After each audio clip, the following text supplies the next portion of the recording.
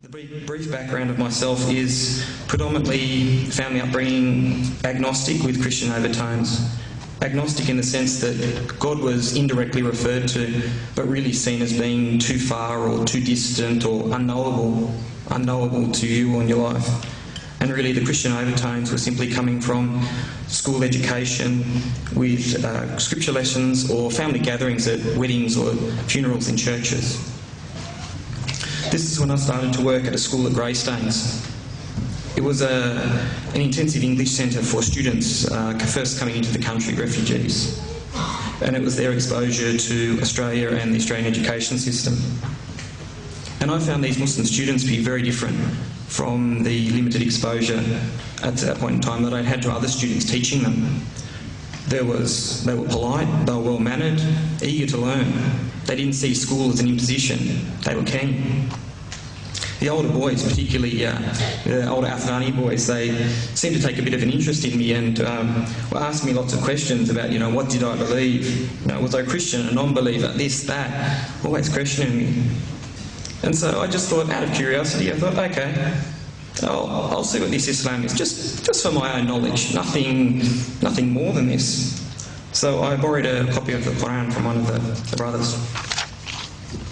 And I was surprised with what I read. I suppose I didn't really have any ideas in my mind because I'd never really investigated Islam before. But the thing that I remember sticking out to me was the names of the prophets. These were something familiar, very familiar to me.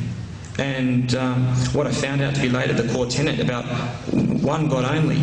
This is who you turn to, this is who you ask, this is who provides.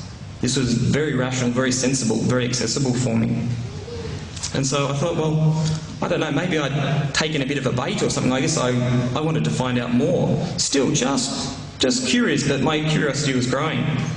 So I contacted I got a number of this Afghani man who was told to be knowledgeable and ask him, his English is good, have a talk with him. So I made an appointment with him to talk to him at the big masjid at Auburn there, and I met him there one evening. And I can still remember the feeling when I was waiting outside, just getting ready to go in. I don't know, I wasn't nervous, I wasn't anxious, I don't know, I was just feeling a compulsion to do this. And he sat with me a long time that afternoon and evening, answering my questions, explaining concepts in Islam to me, many different things. And I'm very grateful to this brother for all this information and assistance he gave me, because I was able to meet with him a number of times after that. And he explained that to me that in order to be a Muslim, it's quite simple. Just to say the Shahada, La ilaha illallah Muhammadan Rasulullah. And he said to me that this is the beginning. It's the start, it's not the end. There is more, but it's as simple as this. So I said to him, yes, I'm ready for this. Something clicked. It was simple, it was straightforward for me. And I can still remember the afternoon when I met him at his house, and we were going off to this Saturday evening class that he had at the Blacktown Masjid with some Afghani brothers there, and he just sat me down and said, you sure this is what you want to do? You understand everything here? So that he wanted to make sure that I was under no misapprehensions whatsoever. I said to him, yeah, I'm sure. And a funny thing happened on the way. He was going to pick up another elder of the community. And I had hardly time to walk through the door of this elder's house when I was rained with these sweets and chocolates, and he's kissing me and grabbing me and hugging me, and I had no idea who this old man was. And it sort of scared me initially, and I really didn't have the nerve to ask probably until about 2 or 3 years later, what was this? What was it that hit me, these lollies and the hugs and the kisses and whatnot? And I got told, no, don't worry, this is just something from our Afghan culture. They're very, very happy and pleased that you've done something big and great. But at the time, I couldn't understand what he was saying. It was a big shock. And when we got to the masjid, once again, it was all very simple, very straightforward. Recite the Shahada publicly in front of Muslims. This is it, you're a Muslim. I haven't had much opportunity to meet many other reverts, but I think one of the more interesting ones I have met was this Vietnamese brother one evening at the masjid. He was just sitting there, very quiet, very unassuming. I started to talk with him, and he told me that he was previously a professional kickboxer.